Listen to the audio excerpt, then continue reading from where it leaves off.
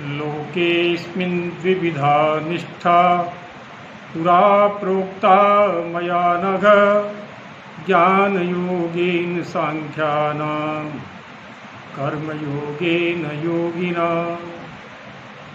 आचार्य द्वितीय खंड से प्रथम प्रश्न पत्रे भारतीय धर्म दर्शने सर्वेषां सर्वसांच भवतां भवती नामत्र स्वागतम्।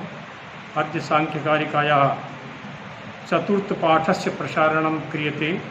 अथ ध्यानपूर्वकम् अद्यावधि पर्यन्तं यद् वयं पाठितवन्तः तद्विषये एकवारं पुनः स्मरणं कर्तव्यं।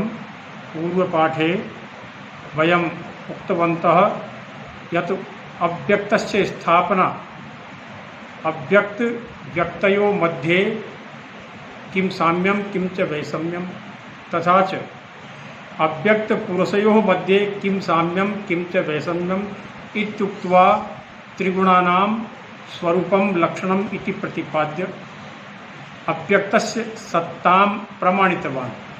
अनुमान प्रमाण माध्यमेन सत्कार्यवादस्य स्थापनापूर्वकं यत् कार्यकारण सिद्धान्तम् अधिकृत्य प्रकृतेः स्थापनां कृतवान्। अधुना पुरुष विषये चर्चा कर्तव्या। व्यक्ताव्यक्तज्ञ विज्ञानात् अस्मिन् शब्दे ज्ञ इत्यस्य प्रयोगः कृतः, अतः ज्ञ इत्यस्य विवेचना अधुना भविष्यति। धन्यवादः। हरि ओम्। तृतीय पाठे वयं ज्ञातवन्तः यत् व्यक्ताव्यक्तज्ञ विज्ञानात् इति उक्त्वा ग्रंथकारः अव्यक्तस्य स्वरूपलक्षणं तस्य जगत्कारणत्वम् एवं च तस्य स्थापनापि कृतवान्। अधुना यथाक्रमं ज्ञ अर्थात् पुरुषस्य सर्वज्ञस्य सत्तां तर्कपूर्वकं स्थापयति सांख्यकारः। सप्तदशकारिकायां मूलपाठः कर्तव्यः। संघात परार्थत्वात् त्रिगुणादि विपर्ययात् अधिष्ठानात् पुरुषोस्ति भोक्तृभावात् कैवल्यार्थं प्रवृत्तिश्च। कारिकायाम् अस्यां ग्रंथकारः पुरुषोस्ति अर्थात् पुरुषः अस्ति, पुरुषः ज्ञ तस्यैव नाम पुरुषः। अतः पुरुष अस्यां कारिकायां पुरुषोस्ति इति ग्रंथकारस्य प्रतिज्ञावाक्यमस्ति। एवं प्रतिज्ञावाक्यस्य प्रमाणीकरणं तस्य स्थापना कथं करोति, अर्थात पुरुषः अस्ति, पुरुष है, अपुरुष है, पुरुषस्य सत्ता अस्ति। पुरुष की सत्ता किस प्रकार से सिद्ध करते हैं उसको तर्कपूर्वक यह स्थापित कर रहे हैं। किस प्रकार से पुरुष की सत्ता है, तो प्रथम तर्क है संघात परार्थत्वात्। लोकेस्मिन् दृश्यते यद् योऽपि यान्यपि वस्तूनि भवन्ति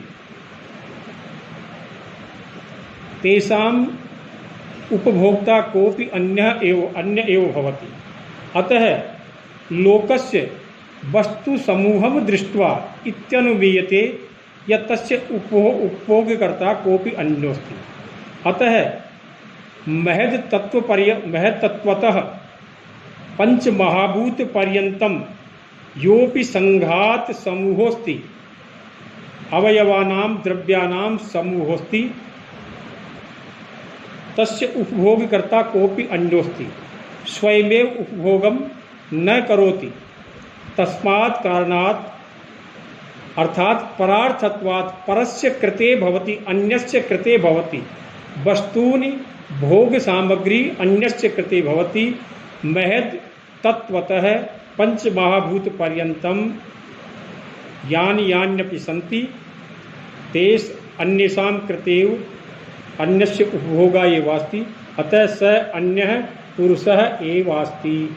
अतः तर्कपूर्वं यत् संघात परार्थत्वात् त्रिगुणादि विपर्ययात् अर्थात प्रकृतेः अखिलं प्रपंचः त्रिगुणमयमस्ति। पुरुषः एतद् विपरीतमस्ति। अर्थात पुरुषः त्रिगुणमयम नास्ति, त्रिगुणरहितम अस्ति, निर्गुणम अस्ति, त्रिगुणातीतोस्ति। अतः त्रिगुण विपर्ययात् पुरुषस्य सत्ता ज्ञायते। अधिष्ठानात्, अधिष्ठानात् अर्थात सर्वेषां नियंत्रकत्वात्। अत्र प्रकृति तो चेतना रहिता, अतः कोपि नियंत्रक है अधिष्ठान रूपेण भवितव्यम, अतः स पुरुष एव।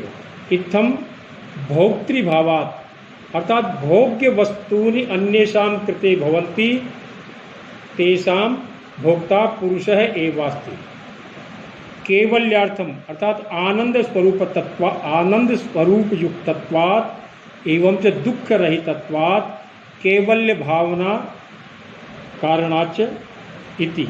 कैवल्यस्य प्रवृत्ति दुःखहीनताया प्रवृत्ति पुरुषस्य एवास्ति। इत्थम संघात परार्थत्वात् त्रिगुणादि विपर्ययात् अधिष्ठानात् भोक्तृभावात् कैवल्यार्थम प्रवृत्ते च पुरुषः अस्ति इति प्रतिज्ञा वाक्यस्य सिद्धि अत्र कृता। अत्र पुरुषः अस्ति इत्येव ग्रंथकारस्य प्रतिज्ञा वाक्य में तत् साधनीयमस्ति। अखिलोऽयं लोक प्रपंच अव्यक्त निर्मितोऽस्ति। महद अहंकार पंचतन्मात्रा एकादश इंद्रियाणि पंच महाभूतानि अव्यक्तस्य कार्यरूपमस्ति। अव्यक्तं स्वयमेव चेतनारहितम् अचेतनमस्ति।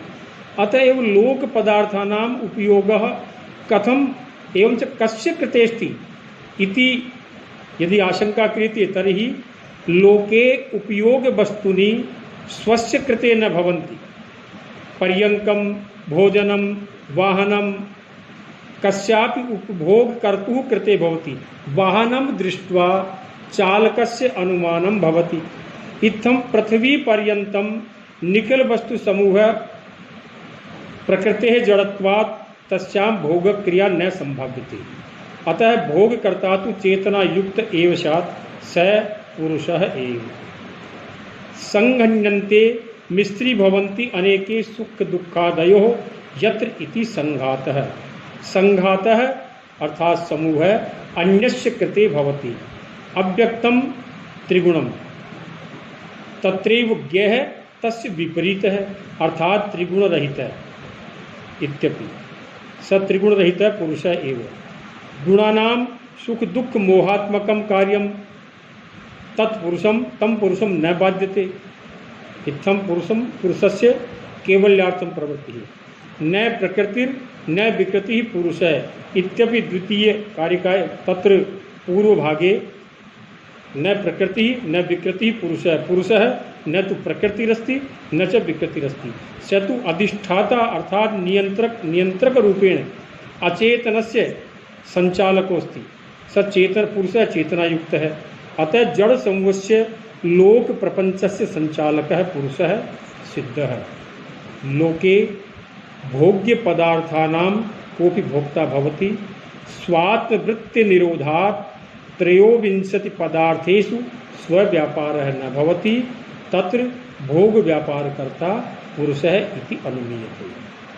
तथा च एकांतिक रूपेण आत्यंतिक रूपेण दुख निवृत्तिः जड़ पदार्थानां कृते नास्ति। एषा प्रवृत्ति तु सचेतनेषु एव संभाव्यते। तस्मादेव मोक्ष प्राप्ति प्रवृत्तिः साधकेषु मुनिश्च दृश्यते। इत्थं पुरुषः अस्ति इति प्रतिज्ञावाक्यं युक्तिपूर्वकम् अनुमान प्रमाण माध्यमेन ग्रंथकारः अत्र साधयति। इत्थं ज्ञेय अर्थात पुरुषस्य सत्तां स्थापयन् अग्रे तस्य संख्या विषये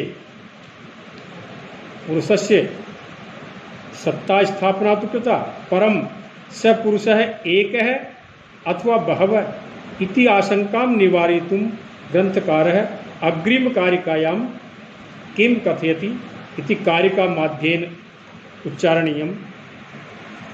जनन मरण करणानां प्रतिनियमात् अयुगपत् प्रवृत्तेश्च पुरुष बहुत्वं सिद्धं त्रैगुण्य विपर्ययाच्चैव। अत्र पुरुष बहुत्वं सिद्धं भवति। पुरुष बहुत्वं सिद्धम अर्थात पुरुषस्य बहुलता, पुरुषः एकः न अर्थात बहुत्वम् अस्ति। बहवः इति अत्र प्रमाणयति यत् जनन मरण करणानां प्रतिनियमात्। जन्म मरण प्रवृत्ति एकशः न भवति। यदि एकः एव पुरुषः तर्हि तो सर्वत्र सर्वेषाम् एकशः एव जन्म एवं च एकशः एव मृत्यु, परम एवं नास्ति। तथा च करणानां प्रतिनियमात्, करणानां इंद्रियाणां पृथक पृथक सामर्थ्यवशात् कोऽपि तीक्ष्ण है, कोऽपि मंदबुद्धि, कोऽपि बधिर है, कोऽपि पादेन खंजः शीर्षा खलवाट है। इत्थम करणानाम अर्थात इंद्रियाणाम प्रतिनियमात् अर्थात विभिन्नतावशात् सर्वेषां पुरुषाणां इंद्रियाणां सामर्थ्यम विभिन्नमस्ति अर्थात तत्र विभिन्नता दृश्यते। प्रतिनियमात् अर्थात विभिन्नता वशात्। इत्थम न तु जननम मरणम तथा च इंद्रियाणां सामर्थ्यम इति सर्वं सर्वत्र विभिन्नता दृश्यते। तथा च अयुगपत प्रवृत्तिश्च, अयुगपत, युगपत अर्थात एक साथ, अयुगपत अर्थात अलग अलग समय में, विभिन्न समय में, असमान कार्य व्यवहार, अयुगपत अर्थात भिन्न भिन्न। तो हम यहाँ देखते हैं कि यदि एक ही पुरुष होता तो एक पुरुष का जो कार्य व्यापार है वह सारी सृष्टि के पुरुष एक साथ उसी कार्य को करते, लेकिन ऐसा युगपत यानी समान भाव नहीं है। एक व्यक्ति जाग रहा है, दूसरा सो रहा है, एक दौड़ रहा है, एक व्यायाम कर रहा है। इस प्रकार से सब में कार्यों की अयुगपत प्रवृत्ति देखी जाती है। तथा त्रैगुण्य विपर्ययाच्चैव, और सभी में तीनों गुणों की सत्व रज और तम, सत्व रजस तमसाम सर्वेषु जनेषु भिन्नानुपात है। एक है सात्विक है, अपर है राजसिक है, तृतीय है तामसिक है। इत्थम त्रिगुणानामपि सत्व रजस तमसामपि भिन्नता दृश्यते। इत्थम यदि एक है एव पुरुष है तर्हि एकस्य मृते सति सर्वेषामपि मरणं स्यात्। तथा च त्रयोदश करणानामपि प्रति शरीरं साम्यं भवितव्यम्। अतः साम्यता नास्ति अर्थात भिन्न सामर्थ्यम अस्ति। कोऽपि पादेन खंजः है, कोऽपि बधिर है, कोऽपि दिव्यांग है, कोऽपि पूर्णांग है। इत्थम एकस्मिन्नेव काले भिन्नता इयं दृश्यते। तस्मात् पुरुषा अपि भिन्ना भिन्ना सन्ति। इत्थम प्रतिज्ञावाक्यम प्रमाणितम यत् पुरुषव बहुत्वम सिद्धम। यदि एक ही पुरुष होता तो एक के मरने पर सभी की मृत्यु हो जाती, एक का जन्म होने पर सभी का एक साथ जन्म होता, सबकी इंद्रियां एक समान होती। यहाँ तो न तो किसी की आकृति भी समान नहीं है। यदि आकृति में समानता मिल भी जाती है, शक्ल में समानता मिले, तो उनके गुणों में, उसके व्यक्तित्व में, पूरे सृष्टि के किन्हीं भी दो प्राणियों में गुणों की समानता नहीं मिलेगी। सबकी गुणों की भिन्नता अर्थात चरित्र की भिन्नता सबकी अपनी अपनी अलग अलग है। इससे ये सिद्ध होता है कि सृष्टि में जितने पुरुष है उतनी ही उनकी संख्या मानी जाएगी। अर्थात पुरुष एक नहीं है, पुरुष अनेक है। इससे ये सिद्ध हुआ पुरुष बहुत्वम सिद्धम। अग्रिम कारिका में अधुना पुरुष बहुत्वम तु प्रतिपादितम। अधुना तस्य पुरुषस्य स्वभावम धर्मम च प्रतिपाद्य। तस्य पुरुषस्य लक्षणम स्वभावम धर्मम च। तस्माच्च विपर्यासात् सिद्धम साक्षित्वमस्य पुरुषस्य कैवल्यम माध्यस्थम दृष्टित्वम अकर्तृभावश्च इति।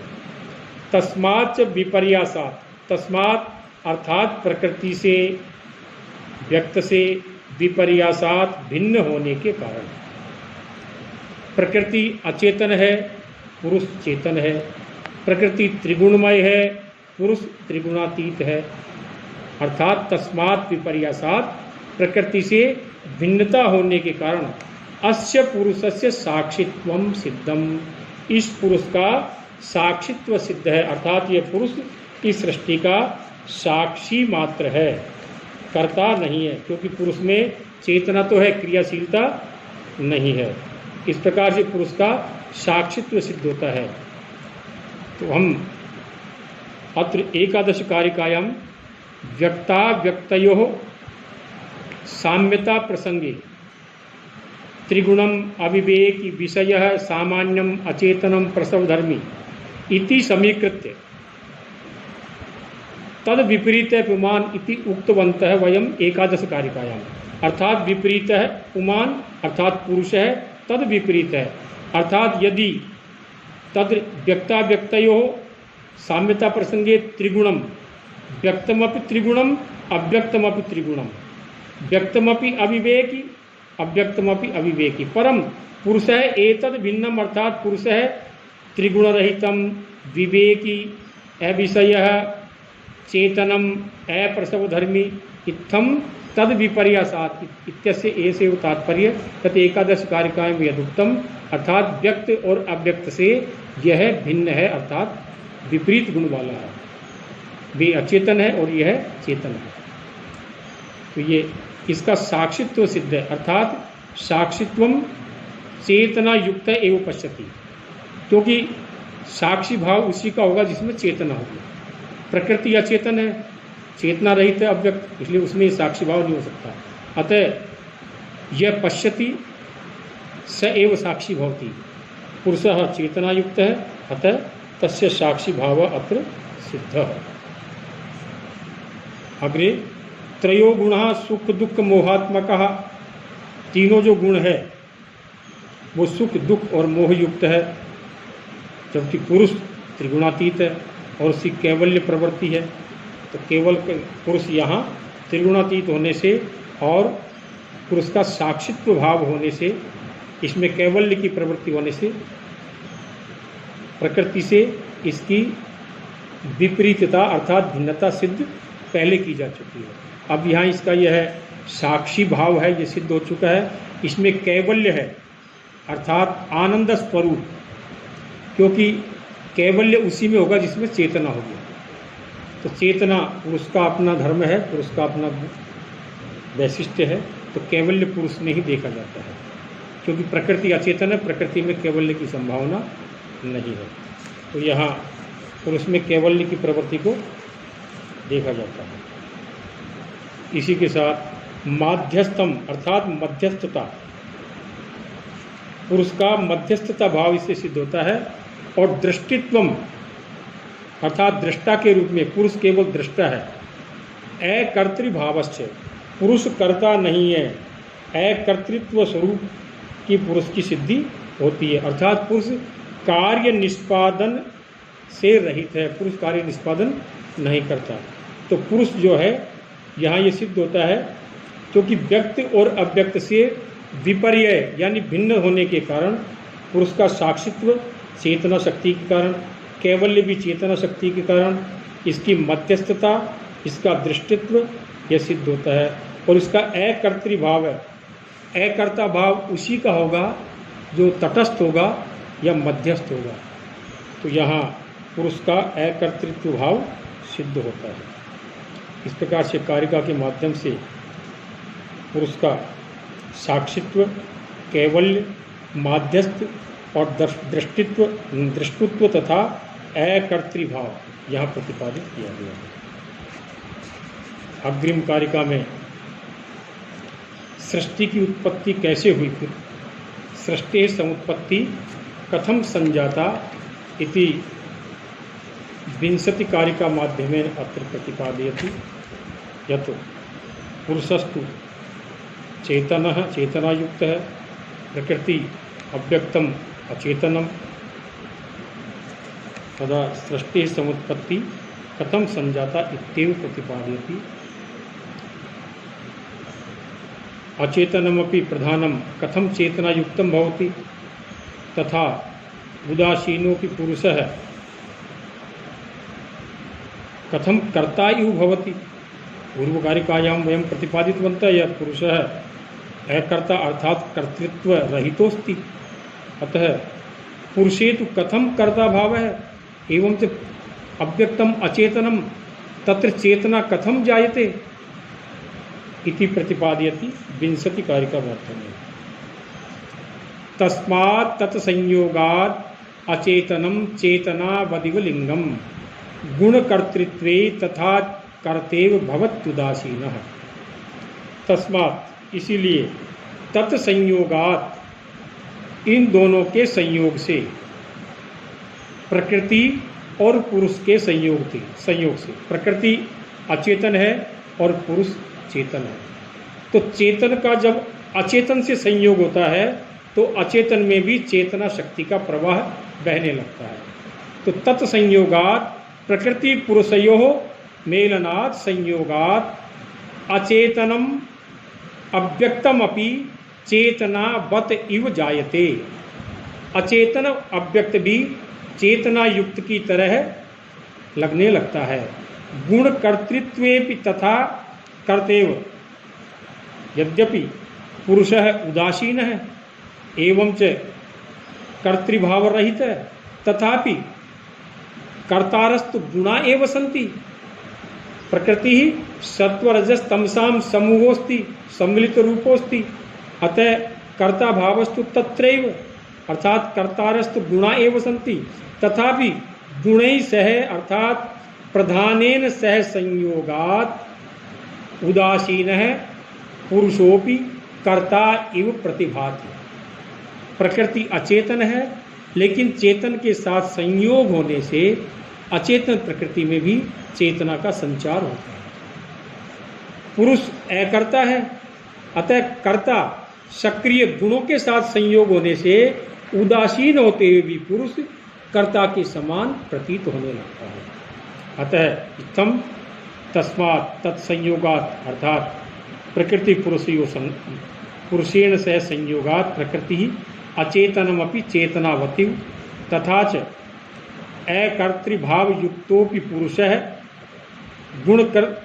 गुणकर्तृत्वे अपि अर्थात गुणैः सह संयोगे सति प्रधानेन सह संयोगे सति कर्ता इव भवति उदासीनोपि पुरुषः कर्ता इव प्रतीयते इति। यद्यपि कर्तृत्व धर्मस्तु गुणानां परम पुरुषस्य प्रकृत्या सह अव्यक्तेन प्रधानेन सह संयोगात् सोपि उदासीनोपि पुरुषः कर्ता इव प्रतीयते।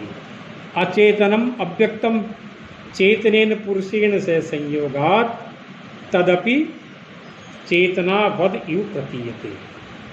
इस प्रकार से यहाँ प्रकृति में चेतना शक्ति कहाँ से आई, अचेतन में चेतना कैसे व्याप्त हुई तथा अकर्ता में कर्ता भाव कैसे उत्पन्न हुआ, इन दोनों के विशेष संयोग से यह यहाँ स्पष्ट किया गया है। तो सृष्टि की उत्पत्ति का मूल बीज है कि प्रकृति और पुरुष का जो संयोग है, इस संयोग के कारण ही यहाँ सृष्टि सर्ग की यह स्थापना हुई। अब यह संयोग किस प्रकार का है, अग्रिम कारिका में इसको बताया जाएगा। प्रकृति पुरुषयोः अयम संयोगः भ्रमात्मको नास्ति अपितु उपकार्योपकारक भाव युक्त है इति प्रतिपादयति 21 कारिकायां। अर्थात प्रकृति और पुरुष का चेतन और अचेतन का संयोग होने से सृष्टि के सर्ग बीज की स्थापना हुई प्रकृति के माध्यम से। तो इन दोनों का संयोग किस प्रकार का है, इस संयोग के बारे में यहाँ 21वीं कारिका के माध्यम से समझाया गया है। पुरुषस्य दर्शनार्थम कैवल्यार्थम तथा प्रधानस्य पंगवंदवद उभयोरपि संयोगस्तत्कृतः सर्गः। पुरुषस्य दर्शनार्थम अर्थात पुरुष के, प्रधानस्य प्रधान के, प्रकृति के। तो पुरुष के तो चूँकि पुरुष चेतना युक्त है और पुरुष का धर्म है आनंद की प्राप्ति, कैवल्य की प्राप्ति, तो पुरुष का कैवल्य प्रदान करने के लिए तथा प्रकृति या चेतना इसमें देखने की शक्ति नहीं है न दिखाने की शक्ति है, इसलिए प्रकृति में दर्शन शक्ति, देखने की और दिखाने की शक्ति उत्पन्न करने के लिए। तो प्रधानस्य दर्शनार्थम पुरुषस्य कैवल्यार्थम, पुरुष के मोक्ष प्राप्ति के लिए तथा अचेतन प्रकृति में चेतन क्रिया अर्थात दर्शन क्रिया, देखने की क्रिया, क्योंकि प्रकृति अपना स्वरूप किसको दिखाए, तो और कैसे दिखाए, तो इस प्रकृति में देखने की सामर्थ्य और दिखाने की सामर्थ्य उत्पन्न करने के लिए इन दोनों का यह संयोग उपकार्य उपकारक भाव से होता है। यानी एक व्यक्ति एक दूसरे का जब उपकार करते हैं तो इसे कहते हैं उपकार्योपकारक भाव। तो प्रकृति और पुरुष एक दूसरे के प्रति इसी भाव को एक दूसरे का प्रत्युपकार करने की दृष्टि से ही यह दोनों का संयोग है, और इसी संयोग के कारण पुरुष अपनी दुख निवृत्ति को प्राप्त करता है और प्रधान अपनी प्रधान चेतना को प्राप्त करके और दर्शन शक्ति को प्राप्त करता है। तो प्रधानस्य पुरुषस्य कैवल्यार्थम तथा अव्यक्तस्य प्रधानस्य दर्शनार्थम द्वयोः उभयोः अपि संयोगः तत्कृतः सर्गः। इन दोनों का संयोग होता है, एक दूसरे का उपकार करने की दृष्टि से इन दोनों का संयोग हुआ, और इन दोनों का संयोग होने से ही तत्कृतः सर्गः भवति, इसके माध्यम से ही सृष्टि की संरचना प्रारंभ होती है। तो इन दोनों का संयोग कैसा, यह एक दृष्टांत दिया है। पंगु अंधवत यथा कुत्रापि यदि एकः जनः विकलांगः अपरः अंधः, एकः पंगु अपरः अंधः, पादरहितः जनः चलितुं न शक्नोति, अंधः द्रष्टुं न शक्नोति, अतः द्वयोर्मध्ये वार्ता जाता यत् दर्शन कार्यं तु भवता कर्तव्यम् एवं च चलन क्रिया गमन कार्यं मह्यं करिष्यामि। इत्थं यथा पंगु अंधः द्वयोर कार्यं भवति, पंगुः पश्यति एवं च अंधः चलति इति कार्य संपादनं होति इति अंध पंगु न्यायेन द्वयोः कार्यं सृष्टि संचालनं क्रियते। अत्र भारतीय संस्कृत साहित्ये न्यायवाक्यानि सन्ति, तत्र अस्ति नष्टास्वदग्धरथ न्यायः इत्यपि अत्र प्रस्तूयते। यथा एकस्य